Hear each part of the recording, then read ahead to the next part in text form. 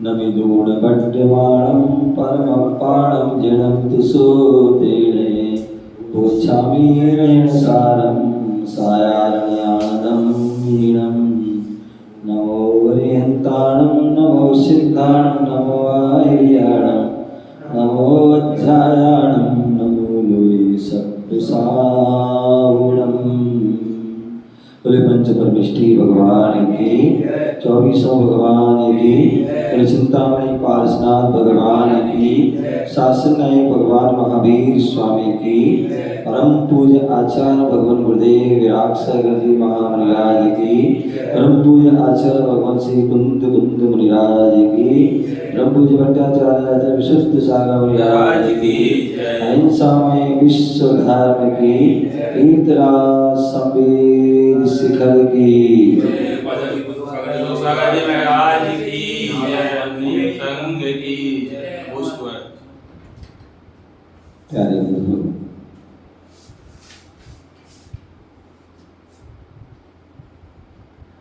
आज हम सभी पुनः भारत की राजधानी दिल्ली के निकट हरियाणा प्रांत सोनीपत जिला राई तहसील असावरपुर ग्राम भव्य लघु संवेद शिखर तीर्थ क्षेत्र पर विराजमान है, जहाँ भगवान पारसनाथ का दिव्य जिनालय है, भव्य जिनालय है। भगवान महावीर स्वामी का शासन चल रहा है।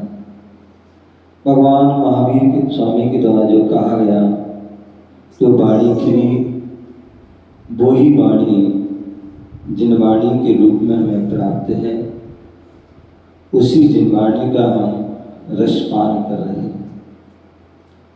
यहाँ पर आचार्य कुंद कुंद स्वामी के द्वारा लिखित रैणसार ग्रंथ, जिस पर परम पूज्य आचार्य भगवान गुरुदेव विराग सागर जी महाराज ने रत्नात्रय वर्णन टीका लिखी है। यहाँ पर रैणसार ग्रंथ में श्रावक और मुनि की चर्या का जो है वर्णन चल रहा है, और 11वें नंबर की यहाँ गाथा चल रही है, जहाँ पर बताया गया था कि श्रावक जो है, श्रावक का जो धर्म है वह दानम पूजम मुखम सावैधम, ये उनका धर्म है। उस धर्म का हमें पालन करते हैं तभी हम श्रावक हैं, अन्यथा श्रावक नहीं। उसी प्रकार कुल मुनि का भी धर्म है, और मुनि कौन हो सकते हैं, कौन से मुनि पूजनीय हैं, वंदनीय शोभा को प्राप्त होते हैं, तो उसके कहा झाण झैणम, झाण जम्म झाण झैणम यदि मुखम। जो मुनिराज हैं उनके जो भी ध्यान और अध्ययन मुख्य ये धर्म है, इस धर्म का यदि पालन होता है तो वह मुनिराज है, वह मुनिराज शोभा को प्राप्त होते हैं, वंदनीय है, अर्चनीय है। और यदि दो कार्य नहीं हो रहे हैं तो वह पूजा के और वंदनीय नहीं, शोभा को प्राप्त। हमने यहाँ पर जाना था कल, यहाँ बताया धर्म ध्यान का क्या फल है। जो ध्यान है उन ध्यान के 4 भेद किए थे, आर्त, रोध, धर्म और शुक्ल। वर्तमान में जो है पंचम काल चल रहा है, और पंचम काल में 3 प्रकार के ध्यान हो सकते हैं, आर्त ध्यान, रोध ध्यान और धर्म ध्यान।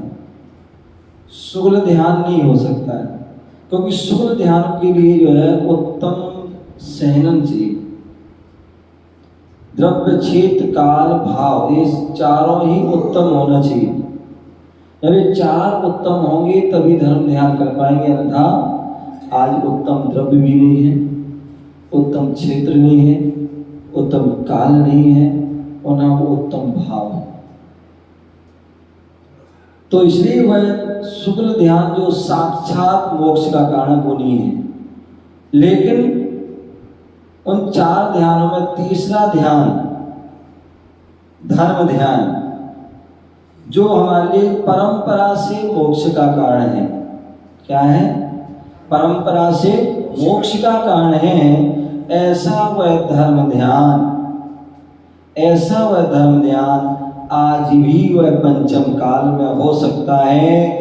और पंचम काल के अंत तक हमारे बड़े बड़े महान आचार्य तीर्थंकर की वाणी में लिखा है कि पंचम काल के अंत तक जो है धर्म ध्यान होगा, होता रहेगा। क्यों? क्योंकि पंचम काल के अंत तक जो है धर्मात्मा रहेंगे। क्या रहेंगे? पंचम काल के अंदर धर्मात्मा कौन है? बोले जो चतुर्विध संघ है वो धर्मात्मा है। क्या है? जो चतुर्विध संघ है वो धर्मात्मा है। और चतुर्विध संघ क्या है? मुनि, आर्यिका, श्रावक, श्राविका। क्या है?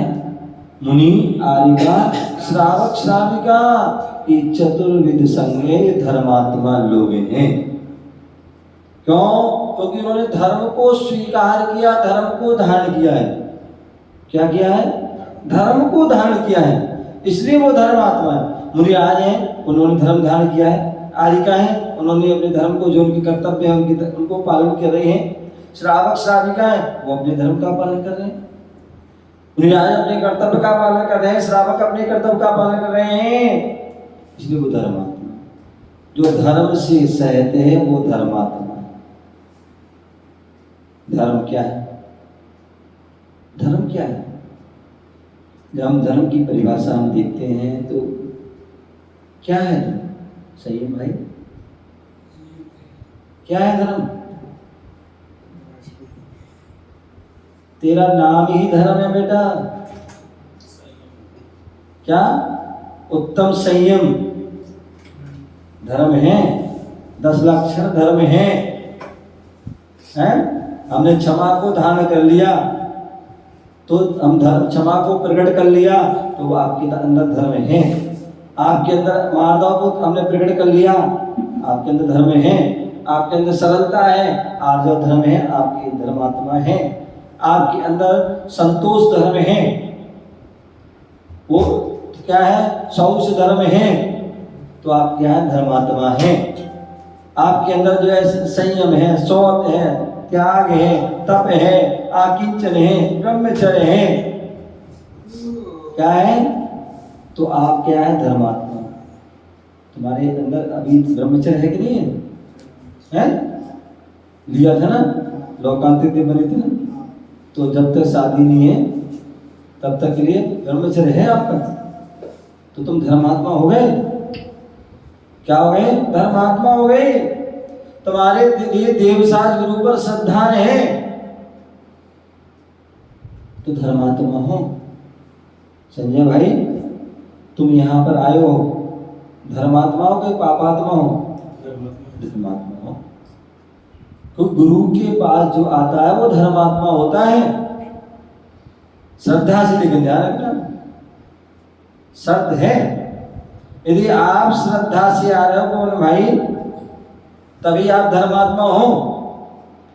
जबरदस्ती में आ रहे हैं, मजबूरी में आ रहे हैं, तुम्हारी ड्यूटी लगा दी इसलिए आ रहे हैं, तो आप फिर धर्मात्मा नहीं हो सकते हो। जो धर्मात्मा जो श्रद्धा से आ रहा है, धर्म कर रहा है, धर्म की क्रिया कर रहा है, श्रद्धा से कर रहा है। अमित भाई, क्या? यदि आप श्रद्धा से कर रहे हो तभी आप धर्मात्मा हो। आचार्य समुद्रभद्र स्वामी ने कहा, ना धर्मो धार्मिक के बिना। धर्म कहाँ होता है? जहां धर्मात्मा हो। और धर्मात्मा कहाँ है? जहां धर्म है। समझ गया ना? जहां धर्मात्मा होगा धर्म होगा, जहां धर्म होगा वहां धर्मात्मा होगा। हम जो है गुरुओं की वाणी सुन रहे हैं ना, तीर्थंकर की वाणी सुन रहे हैं, वो धर्मात्मा है।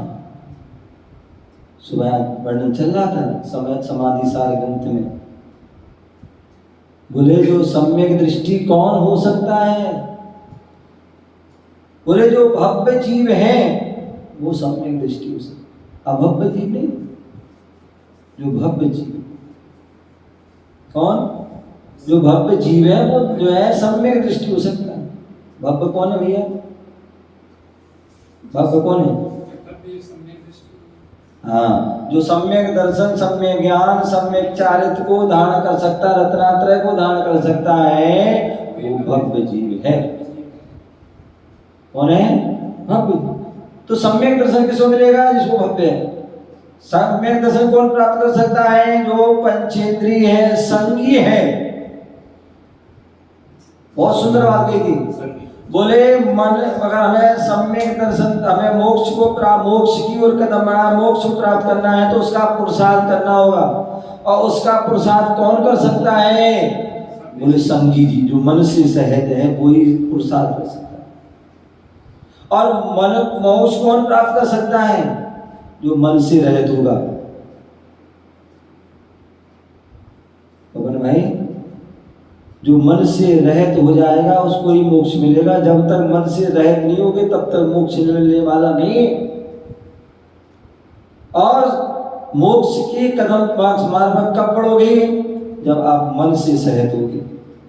मोक्ष मार्ग पर बढ़ने के लिए, मोक्ष मार्ग के लिए पुरुषार्थ करने के लिए मन की आवश्यकता है, और मोक्ष प्राप्त करने के लिए मन रहित होना पड़ेगा। क्या आप जनवाणी सुन रहे हैं? मुनिराज की वाणी सुन रहे हैं? सुन रहे हो ना? तो उसके लिए क्या करना है? मन से सुन रहे हो, मन लगा के पढ़ते ना 6 डाला में। पंडित दौलत राम ने कहा, जो चाहे अपनो कल्याण तो वो क्या करे? मन थिर आन। मन थिर, मन को स्थिर आकर के सुनो, मन को लगा करके सुनो। क्या बोले? क्या बोले? जो चाहो अपनो कल्याण, पढ़ते ना, ताही सुनो भवि मन थिर आन, जो चाहो अपनो कल्याण। जो बोले ताही सुनो भवि जन आन। यहाँ पे सुनना चाहे तो भव्य जीव आओ और सुनो। और कैसे सुनो? मन थिर आन, मन को स्थिर करके सुनो। केवल जो है दिखाने के लिए नहीं सुनो, मन को स्थिर। और मन को स्थिर करके सुनोगे, 4 शब्द भी सुनोगे, 1 शब्द भी सुनोगे तो भी कल्याण हो जाएगा। क्या? 1 शब्द सुनो, नाग नागिन का कल्याण हो गया। किससे? केवल नमोकार मंत्र से। केवल नमोकार मंत्र को ध्यान से सुना, कल्याण हो गया। और तुम जो है जिंदगी भर से हम जो है इनके वचन उनके वचन सुन रहे हैं, लेकिन फिर भी कल्याण नहीं हो रहा। क्यों? क्योंकि मन हमारा स्थिर नहीं रहता है। हम यहाँ बैठे हैं, मन हमारा कहाँ लगा है? घड़ी पर। कितने बज गए, कब खत्म होगा, कब महाराज उठेंगे, कब आहार होगा, कब हमारा भोजन होगा, कब हम घर जाएंगे, कब हम आराम करेंगे या काम करेंगे। तो इसका मतलब क्या है? आपका मन स्थिर नहीं है। अब सुनते रहो और हम सुनाते रहो, कोई लाभ नहीं। तो इसलिए बोले मन को ताही सुनो भवि जन आन। भवजन आओ और मन को स्थिर करके सुनो तो कल्याण। तो इसलिए सम्यक दर्शन दृष्टि कौन हो सकता है? जो संगी हो। संगी हो, जो मन से सहज है, जो भव्य है, जो पर्याप्त है। क्या है? पर्याप्त। पर्याप्त मतलब जिनकी जो है 6 पर्याप्तियां पूर्ण हो चुकी। आहार, शरीर, श्वासोच्छ्वास, भाषा, मन, ये 6 पर्याप्ति है। जिनकी ये 6 पर्याप्त, एक पर्याप्ति के पूर्ण होने में अंतर्मुख लगता है। एक पर्याप्ति के पूर्ण होने में अंतर्मुख लगता है। और छहों पर्याप्ति को पूर्ण होने में भी क्या लगता है? अंतर्मुखी। जब व्यक्ति कर्म में आता है ना, जब जीव कर्म में आता है तो आने के अंतर मुहूर्त तक ये पूरी हो गई तो हो गई। अंतर कई बार तो देखते हैं किसी का हो गया, मन को गर्भ गिर गया, कुछ हो गया, टिकता नहीं है ना, गर्भ टिकता नहीं। वो क्या है? वही है, पर्याप्ति पूर्ण होती है, गिर जाता है। तो इसलिए जो पर्याप्ति पूर्ण हो गई तो वो तो हो गया पर्याप्त, और जिनकी पर्याप्ति पूरी नहीं वो अपर्याप्त। तो सम्यक दर्शन प्राप्त करना है तो पर्याप्त जीव होना चाहिए, भव्य जीव होना चाहिए, संगी जीव होना चाहिए, वो ही सम्यक दर्शन को प्राप्त। तो यहाँ पर बता रहे थे, बात चल रही थी क्या? भव्य जीव की। यहाँ बात चल रही थी कि मुनिराज हैं ध्यान कर रहे हैं, पर धर्म ध्यान की बात चल रही थी कि हम पंचम काल में जो है धर्म ध्यान करके, और पंचम काल में जो है सभी धर्मात्मा होते हैं, और धर्मात्मा वही जो है धर्म से सहित हो। और धर्म क्या है? सम्यक दर्शन भी धर्म है, सम्यक ज्ञान भी धर्म है, सम्यक चारित्र भी धर्म है, और तीनों की एकता रत्नात्रय भी धर्म है। दंसण मूलो धम्मो, क्या? दंसण मूलो धम्मो। बोले महल किस पे टिका हुआ है? नींव। आप कितनी ऊंची बिल्डिंग बनाना चाहते हैं? अभी हम लोग जो है नोएडा गए, इंदिरापुरम आदि गए, गाजियाबाद, 30 मंजिल की बिल्डिंग, कहीं पर 40-50, कहीं पर 200-250। बॉम्बे साइड जाइए आप, 200-250 मंजिल की बिल्डिंग है। देश विदेशों में और भी 500 आधी मंजिल की बिल्डिंग है। ये इतनी मंजिल पर जो है बिल्डिंग कैसे खड़ी होंगी? आप तो लोग तीर्थ गए हो, जितना ऊपर है ना उससे ज्यादा वो नीचे उसकी बिल्डिंग बनी हुई। क्या? जितनी जो ऊपर जो है गया 18 मंजिल, उतनी ही जो है नीचे लगभग 18-20 मंजिल लगभग, क्या 18-20 मंजिल तक वो जो है नीचे उसकी नींव बनी, तब जाके जो है वो टिका हुआ। तो मूल मजबूत होना चाहिए, बाकी तो सब चार दीवारें खड़ी होना है। अगर नींव मजबूत है तो आपका वो महल खड़ा रहेगा। आप देखिए पीपल का वृक्ष होता है, बरगद का वृक्ष होता है, बट का वृक्ष होता है आदि, कितने हजारों साल तक रहते हैं। क्यों? क्योंकि जो जड़ जो है मजबूत होती है। एक बार उनकी जड़ फैल गई ना तो उसको निकालना जो होता है मुश्किल होता है। समझ गया ना? मुश्किल हो जाता है। तो इसलिए बोले दंसण मूलो धम्मो, जैसे जो है वृक्ष मजबूती से खड़े रहे उसके लिए जड़ मजबूत होना चाहिए, उसी प्रकार महल के लिए नींव मजबूत होना चाहिए, और धर्म के लिए दंसण सम्यक दर्शन की मूल है। अगर सम्यक दर्शन होगा तभी ज्ञान और चारित्र की बिल्डिंग खड़ी होगी। क्या होगी? यदि दर्शन की रूपी जड़ मजबूत है, नींव मजबूत है, तभी जो है क्या होगा? तभी क्या होगा? तभी जो है ज्ञान और जो है चारित्र की एक पक्की बिल्डिंग खड़ी हो सकती है, अन्यथा नहीं हो सकती। समझ गए? तो इसलिए जो है बोले दंसण मूलो धम्मो, सम्यक दर्शन धर्म की मूल है। अहिंसा परमो धर्मा, अहिंसा परम, अहिंसा को धारण करना यही परम धर्म है। दया धर्म का मूल है, हिंदू परंपरा में कहा जाता है। क्या? दया धर्म का मूल है, पाप मूल अभिमान। बोले दया है तो जो है धर्म का मूल धर्म टिकेगा, और दया नहीं है तो कुछ भी नहीं है। तो वो भी धर्म है। चारित्र को धारण करना वो भी धर्म है। और अंत में वस्तु स्वभावोधम, जो वस्तु का जो है स्वरूप है, स्वभाव है, वो ही धर्म है, वो ही धर्म है। तुम्हारा स्वभाव क्या है अम्मा? तुम्हारा स्वभाव क्या है? जानना और मानना। जानना और देखना, मानना नहीं, जानना और देखना। क्या जीव का स्वभाव क्या है? जानना और देखना। यदि वो जानन हारा नहीं, देखना हारा नहीं, तो वो जीव नहीं है। समझ गए ना? ये क्या है? ये क्या है?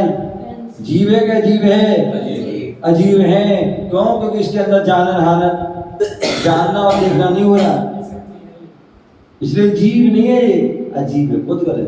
पूर्ण गलन, पुद्गल का स्वभाव क्या है? पूर्ण गलन। छीलते जाओ आपको तो क्या हो जाएगा? धीरे धीरे पूरी खत्म हो जाएगी, छोलन बचेगा, क्योंकि द्रव खत्म नहीं, पूरी नहीं होती।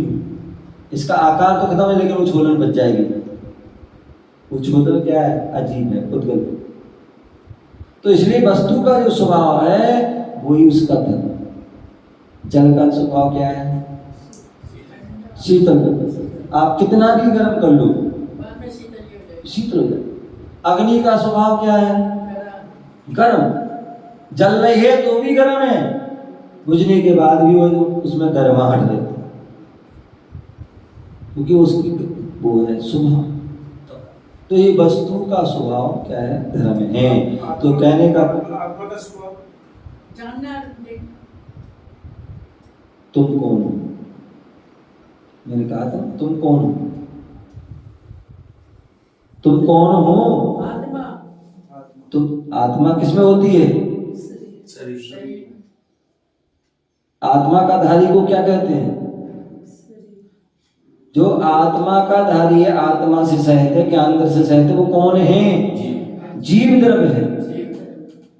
क्या है? जीव द्रव्य है। तुम कौन हो? जीव। ठीक है ना? क्योंकि तुम्हारे अंदर आत्मा, और आत्मा को स्वभाव क्या? जानना देखना, ठीक है ना? लेकिन आत्मा दिखती नहीं है। आत्मा सबको देखती है, लेकिन आत्मा किसी को नहीं दिखती। आत्मा सबको देखती है, सबको जानती है, लेकिन आत्मा किसी को दिखती नहीं। ये जो दिख रहा है ये सब क्या है? ये शरीर है। ये सब जो है मिश्र अवस्था है। क्या है? ये मिश्र अवस्था है। इसमें अंदर आत्मा है, वो जीव है, और जो ऊपर दिख रहा है सब पुद्गल है, इसलिए मिश्र अवस्था। वास्तविकता में जो है आत्मा है तो वो जो है शुद्ध आत्मा जिसे कहते हैं। ये तो अशुद्ध आत्मा, कर्म से सहित आत्मा है। कर्म से रहित जो शुद्ध आत्मा है वो सिद्धों की आत्मा है, सिद्धों की। तो इस प्रकार से बोले धर्मात्मा। धर्मात्मा कौन है? तो बोले धर्म से जो सहित है वो धर्मात्मा है। ठीक है ना? और धर्म का बोले धर्म ध्यान करते हैं तो धर्म का ध्यान का फल क्या है? तो बोले धर्म ध्यान का फल जो है शुभ आशा। धर्म की क्रिया कर रहे हो तो उससे क्या हो रहा है? शुभ आशा। और पाप की क्रिया कर रहे हो, अधर्म की क्रिया कर रहे हो, उसे अशुभ आशा। शुभ आशा से पुण्य का बंध होगा, अशुभ आशा से पाप का बंध। तो इसलिए धर्म ध्यान करेंगे तो क्या होगा? शुभ आशा। और शुभ आशा से क्या होगा? शुभ आशा से जो है संबर। क्या होगा? क्योंकि हमने अशुभ आशा रोक दिया ना, अशुभ आशा रुक गया तो संबर हो गया, और जहां संबर होगी वहीं पर निर्जरा होगी। क्या? हमने जो है गेट बंद कर दिया, आप लोग आ गए हो, गेट बंद कर दिया तो क्या होगा? जो लोग आ रहे थे वो आएंगे क्या?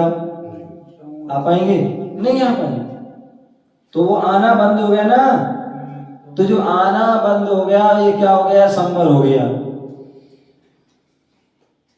आना जो बंद हो गया, लोग अब नहीं आ रहे, तो क्या हो गया? ये संवर हो गया। अब प्रवचन खत्म हो गए तो क्या होगा? तुम बैठोगे? नहीं बैठो, एक एक करके सब चले जाओ। ये क्या होगी? निर्जरा। और सब चलेगा तो क्या होगा? लोगों से मुक्त हो गया वो कमरा। क्या हो गया? कमरा लोगों से मुक्त हो जाएगा या खाली हो जाएगा? नहीं हो जाएगा। तो इस प्रकार बोले जो धर्म ध्यान करने से सुभाश्रय होता है, संवर होता है, निर्जरा होता है। और उससे क्या होता है? वर्तमान में पंचम काल है, ध्यान रखना, मैंने कहा ना। तो सुभाश्रय कर सकते हो, संवर कर सकते, निर्जरा कर सकते हो। और जितनी निर्जरा करोगे उससे क्या होगा? उतनी ही निर्जरा, एक निर्देश निर्जरा कर पाओगे। इसलिए आप कहाँ जाओगे? स्वर्ग। तो वहां देवताओं का सुख मिलेगा। यदि पूर्ण रूप से निर्जरा कर दो तो मोक्ष चला जाएगा, तो वहां सिद्धों का सुख मिलेगा। लेकिन एक दिश निर्जरा करोगे, एक दिश निर्जरा करोगे तो क्या होगा? आपको देवताओं का सुख मिलेगा। एक उत्कृष्ट धर्म ध्यान का शुभानुबंधी विपुल फल है, ऐसा हमें उसको जानना चाहिए। समझ गए ना? दूसरा यहाँ कहा था कि चारित्र भावना के बल से जो ध्यान में लीन होते हैं उनके नए कर्मों का ग्रहण नहीं होता। क्या? जिन्होंने जो है चारित्र भावना से जो है क्या है? ध्यान में लीन है। चारित्र का हमने धारण कर लिया है या चारित्र को धारण करना है, चारित्र को धारण किया तो हमें उसको निर्दोष पालन करना है, और निर्दोष पालन करके हमें उसका फल को प्राप्त करना है। तो ऐसी जो चारित्र की भावना है, आपने तत्वार सूत्र पढ़ा होगा, तत्वार सूत्र पढ़े ना? तत्वार सूत्र के 7वें अध्याय में आपने पढ़ा होगा तो 5 व्रत हैं। कितने व्रत हैं? 5 व्रत हैं। और 5 व्रत की 5 भावनाएं हैं, तो पचम 25 हो गई। कितनी हो गई? और उसके बाद जो है क्या होते हैं? उन भावना को भाते हैं।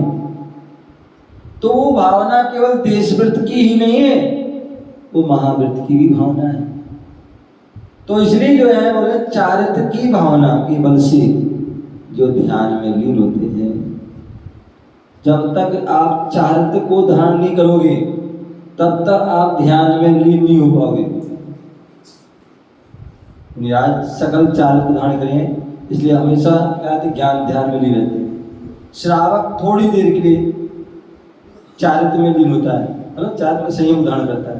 मान लीजिए मंदिर में आए, जब तक हम मंदिर में रहेंगे क्या करेंगे? कुछ भी नहीं खाएंगे, कुछ भी नहीं पिएंगे। मंदिर में करते हो आप? करते क्या? खाना खाएंगे बाहर नहीं। मैंने कहा तुमने ध्यान से सुना, मैंने कहा आप मंदिर में खाते हो क्या? मंदिर अलग है, मंदिर का प्रांगण अलग है। बाबा में नहीं खाते। समझ गए ना? मंदिर कौन सा होता है? जहाँ पर जिनेंद्र भगवान विराजमान है। मंदिर जिनालय जिसे कहते हैं, जिन प्लस आलय, चैत्यालय, ये सब क्या है? चैत्य प्लस आलय जहाँ पर भगवान विराजमान वो चैत्यालय है। जिनालय जिन प्लस आलय जहाँ पर जिनेंद्र भगवान है वो आलय, ऐसा वो जिनालय है। मंदिर जहाँ पर रह करके मन स्थिर हो जाए वो मंदिर है। तो आप मंदिर में कुछ नहीं खाते, मंदिर में कुछ नहीं पीते, लेकिन मंदिर प्रांगण में खाते पीते। लेकिन ध्यान रखना, जितने भी मैं कहता हूँ, आप लोग जो है कहते, मैं अभी देख रहा था, लोग मंदिर में आकर या मंदिर के जो है मंदिर के प्रांगण में आकर भी पाप कमा के जाते हैं। क्या? मंदिर में आकर के, मंदिर के प्रांगण में आकर के जो है हम पाप कमा के जाते हैं। क्यों? हम मंदिर में आए, मंदिर में गंदगी नहीं फैलाए। मंदिर में आए, मंदिर के प्रांगण में आए तो आप उसमें गंदगी ना फैलाएं। आपका कर्तव्य तो ये है कि आप जो है मंदिर की झाड़ू पोछा करें। ये नौकरों की पद्धति नहीं होती है कि माली रख दिया, ये रख दिया, और उससे झाड़ू लगवा रहे, पोछा लगवा रहे। माली कौन है, कैसा है, पता है? नहाया नहीं नहाया, टट्टी गए, पेशाब गए, क्या किया पता है आपको? क्या खा रहा है, क्या पी रहा है पता है? नहीं पता। बोले मंदिर में तो कायदे से उनको प्रवेश नहीं होना चाहिए, और मंदिर में नहीं तो कम से कम मंदिर के जो गर्भालय में तो उसमें होने नहीं चाहिए। कितनी जगह मैं देखता हूँ, बहुत अच्छी व्यवस्था है, मंदिर का अंदर का गर्भालय बना हुआ है, गर्भालय में कोई जो है माली अंदर नहीं जाता है। आप गर्भालय में क्या पैंट शर्ट पहन के जाते हो क्या? और मंदिर में माली जा रहा है, बताओ माली आपसे अच्छा हो गया क्या? नहीं हो गया। कायदा एक मंदिर में जो गर्भालय है, उस गर्भालय में जो है जो पुजारी हैं धोती दुपट्टा पहने हैं, उनको ही सफाई करना चाहिए, उनको ही जो है झाड़ू पोछा जो भी करना है, उसकी झाड़ू अलग पोछा अलग, वो उनको करना चाहिए, किसी माली को नहीं करना चाहिए। तभी आपकी वह शुद्धि पवित्रता रहेगी, तभी मंदिर में अच्छे चमत्कार। अन्यथा कोई भी घुस जाता है, कोई भी बदबेदी कोई जो वहाँ कर लेता है, तो मैं बोला मंदिर की जो है सफाई आदि का हमारा कर्तव्य है कि हम मंदिर आ रहे हैं, केवल एक तरफ की एक पूजा की थाली की तरफ एक बदाल उतने से कुछ नहीं होगा, एक लुटिया डाल दी उससे कुछ नहीं होगा। आपका कर्तव्य है, इतने पुजारी आते हैं, एक एक दो दो पुजारियों की ड्यूटी होना चाहिए कि आज हम मंदिर की सफाई हम करेंगे, आज वेदी की सफाई हम करेंगे, आज हम द्रव्य की जहाँ बनती है वहाँ की सफाई हम करेंगे, आज हम जो है कपड़े जो है हम धोंगे। क्यों व्यक्ति आप विभिन्न भाई पूजन कर रहे हैं आप डेली, फिर भी आप दुखी हो? संजय भाई अब से कर रहा तुम डेली, और फिर भी तुम्हारे जो है परेशानी हो रही, बीमारी हो रही, या भी हमारे समस्या आ रही, क्यों आ रही है? उसका कारण है कि हमने जो है जो पूजा पाठ आदि की व्यवस्थित नहीं किया आपने। आप करके देखिए, व्यवस्था बनाइए। 20 पुजारी हैं, आप जो है अलग दिन जो है 2-2 दिन पुजारी की ड्यूटी लगा दीजिए कि एक दिन तुम्हें ये काम के साथ आया तुम्हें करना है, एक ही दिन तो होगा हफ्ते में। देखिए आप कितना आपका आनंद, कितनी आपकी बरकत होगी, कितना तीव्र आपको पुण्य का अर्जन होगा। आए और यहाँ वहाँ पूजा करी, यहाँ की द्रव वहाँ पे, यहाँ बाहर द्रव चौकी पड़ी है, नीचे पड़ी है, चटाई खोल के वहीं छोड़ के चले गए, पंखा चला के चले गए, लाइट छोड़ के चले गए, ये सब क्या है? इससे आपको पुण्य नहीं मिल रहा है। यदि आपने चटाई बिछाई है या बिछी के है तो कर्तव्य आपको चटाई उठा के जाइए। आपने जिनवाणी पड़ी है, जिनवाणी की द्रव उठाई, द्रव की है, द्रव को आप जो है कोई जिनवाणी चढ़ा के रख के जाइए वहां पर, वहीं छोड़ के चले गए, तो ये तरीका नहीं है। आपने द्रव उठाइए, कायदे से द्रव उठा के आप चढ़ाइए, उस द्रव को उठाइए और क्या उसको घर ले जाइए, बाहर ले जाइए और जहाँ पर पशु पक्षी को दे दो,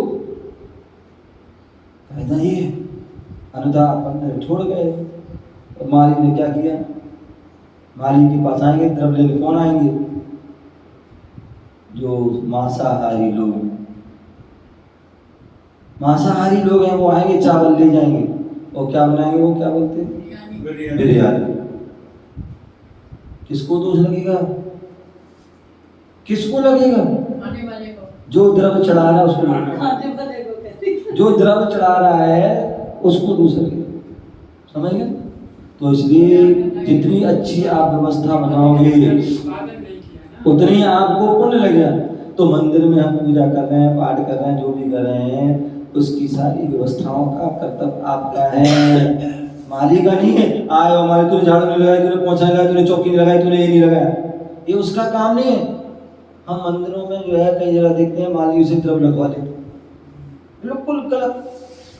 जो माली जो है द्रव्य को ले रहा है उसको जो है शुद्ध द्रव्य छूना ही नहीं चाहिए, और छू रहे हो तो तुम्हें जो पूजा कर रहे हैं उनको दोष लग रहा है, दोष लग रहा है। आप भैया 10 मिनट पहले जाओ और अपनी द्रव्य बनाओ, पानी अपने जो है छानो, पानी गर्म करो, द्रव्य छू दो, द्रव्य बनाओ, और देखो कितना आनंद आता है। एक पूजा कम कर देना, एक जाप कम कर देना, एक पाठ कम कर देना, लेकिन इसको करो आप कितना आनंद है।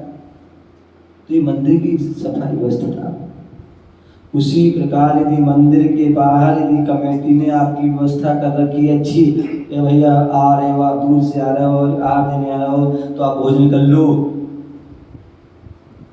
ध्यान रखना, कड़वे सत्य है, पहली बात तो हमें खाना नहीं चाहिए। और यदि हम खा रहे हैं तो कायदा होता है कुछ ना कुछ हम राशि डाल के जाओ, अन्यथा आपको दोष लगेगा।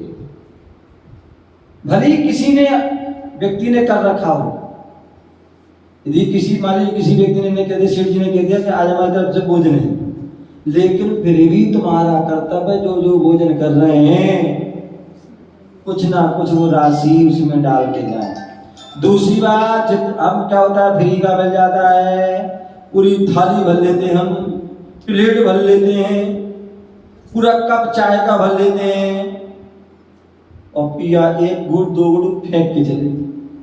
अब बताओ आपको क्या लगेगा? आप पाप कमा के चले गए नहीं गए? भैया आप पहले थोड़ी सी ले लेते, अच्छी लगती वो ले लेते हैं, थाली भर के ले ली और थोड़ा क्यों फेंक गए?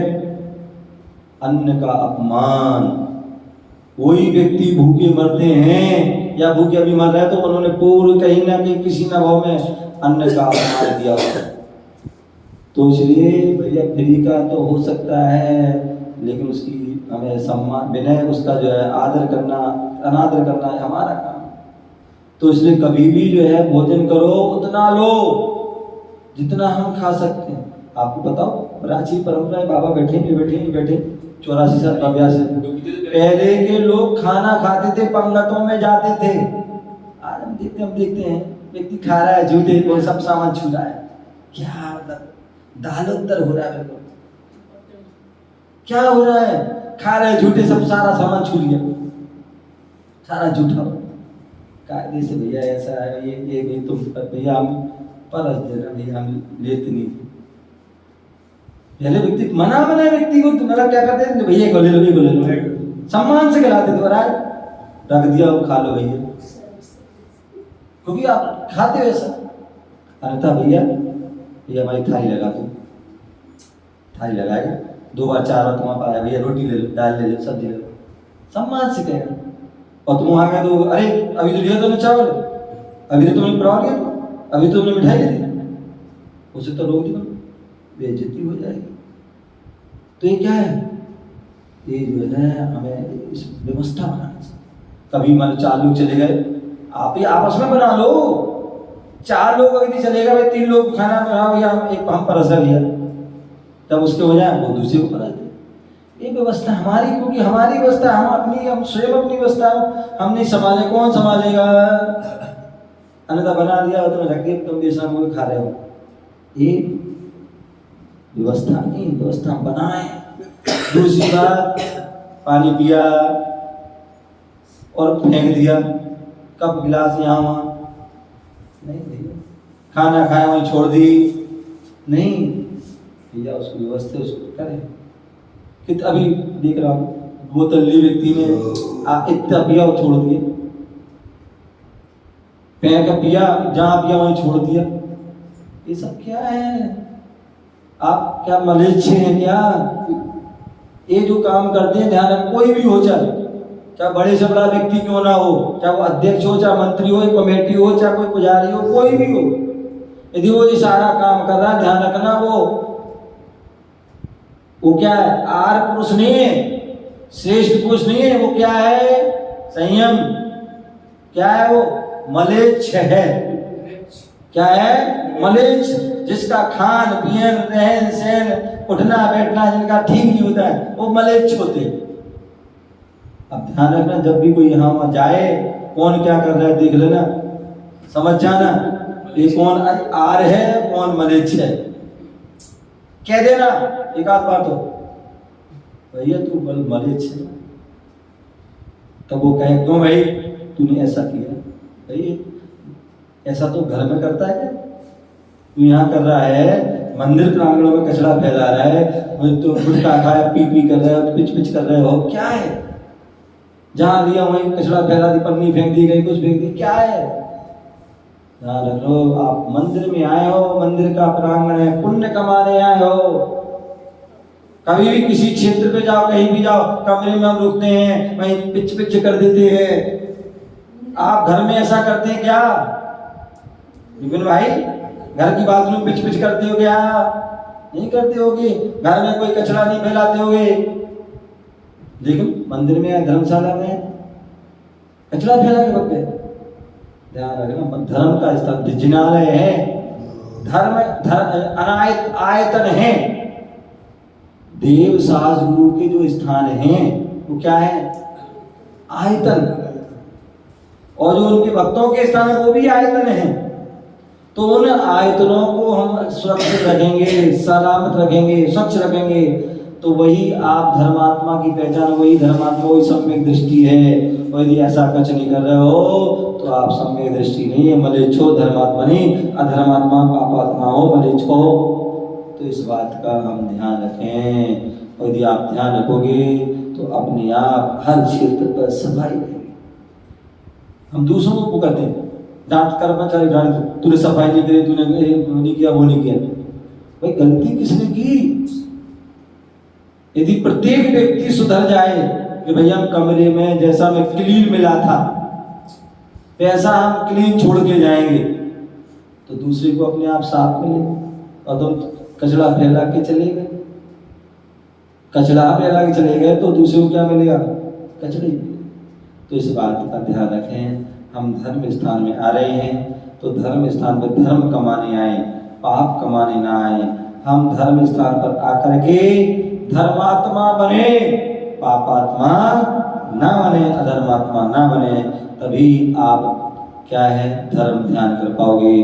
और धर्म ध्यान करने वाला ही आगे क्या होता है? वही भविष्य में मोक्ष को प्राप्त करता है। चारित्र की भावना के बल से ध्यान में लीन होते हैं और नए कर्मों का ग्रहण नहीं होता और पुराने कर्मों की निर्जरा होती है और शुभ कार्यों का, शुभ कर्मों का आश्रय भी होता है। किससे होता है? वो धर्म ध्यान से होता है। ऐसा हमें उसको जानना चाहिए। ओम नमः शिवाय।